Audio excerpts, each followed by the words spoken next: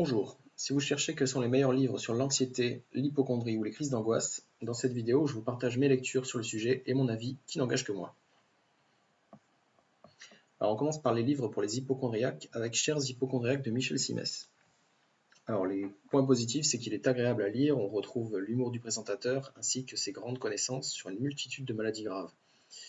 Alors par contre le côté négatif, j'ai trouvé que malgré cela, Michel Simès n'avait pas compris que la peur des hypocondriaques est irrationnelle. Connaître toutes ces maladies ne guérira pas un hypocondriaque.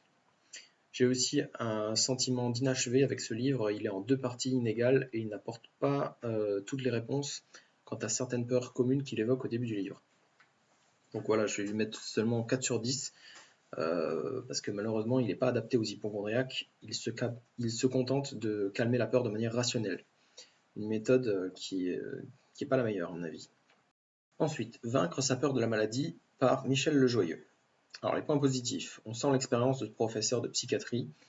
Il y a de nombreux cas concrets qui sont donnés en exemple avec beaucoup de comportements qui sont mis en lumière. Il nous faut bien comprendre les paradoxes de l'hypocondrie et comment les dépasser. En plus de cela, des réflexions sur les causes de la maladie et il y a une partie consacrée aux nosophobes, qui est une variante de l'hypocondrie. Les côtés négatifs, donc c'est un détail mais j'ai trouvé l'écriture un peu rébarbative, chaque idée était décrite de 3 manières différentes à chaque fois et c'est comme ça tout au long du livre. Voilà, bon, malgré tout ça reste un très bon livre sur l'hypocondrie, je lui mets 8 sur 10, je l'ai trouvé vraiment complet.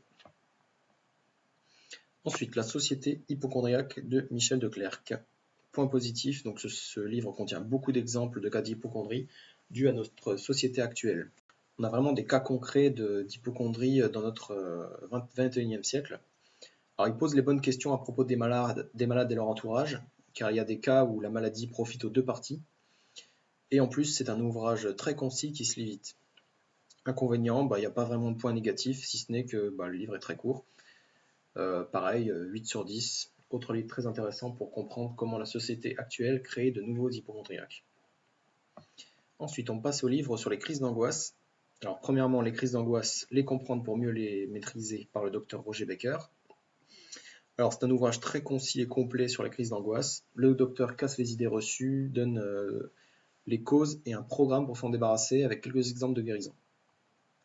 Alors, quelques exemples supplémentaires auraient été bienvenus, mais en tout cas, toute la théorie est là.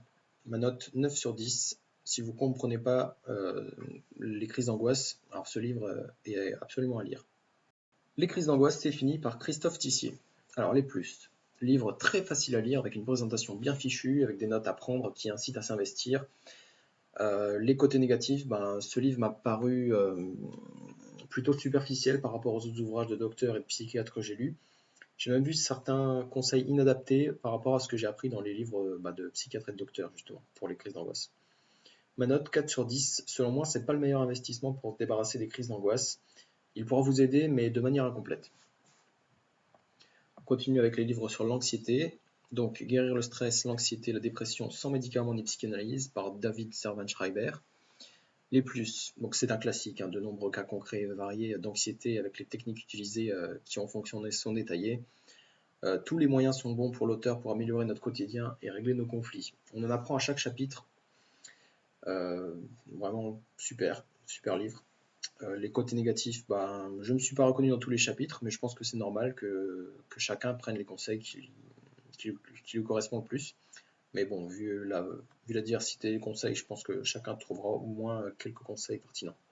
Ma note 9 sur 10, donc très bon livre que je vous recommande si vous êtes anxieux et que vous ne savez pas par où commencer.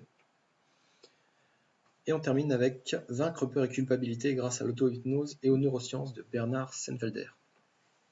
Point positif, donc de bonnes idées et concepts concernant certaines culpabilités inutiles que nous traînons avec nous. Il fait bien la différence entre notre moi et notre comportement qui a été créé par des années d'habitude. Côté négatif, donc ce livre est un dialogue entre deux personnes du début à la fin. C'est un peu déroutant au début, mais bon, on s'y habitue, c'est pas très grave. Moi personnellement, je suis pas très sensible à l'auto-hypnose, mais peut-être que ça fonctionnera mieux avec vous, ça dépend des gens. Donc ma note personnelle, 7 sur 10. Donc même si je me suis pas reconnu dans tout ce livre, il y a quand même de bonnes idées à prendre pour améliorer son quotidien. Voilà, donc c'est la fin de cette vidéo. Si ça vous a intéressé, dites-le avec un j'aime. Si vous avez des questions ou vous avez d'autres livres qui vous ont plu, n'hésitez pas à les partager en commentaire. Si vous voulez apprendre à guérir de l'anxiété sans médicaments, je vous ai mis une formation gratuite en lien dans la description. D'ici là, prenez soin de vous.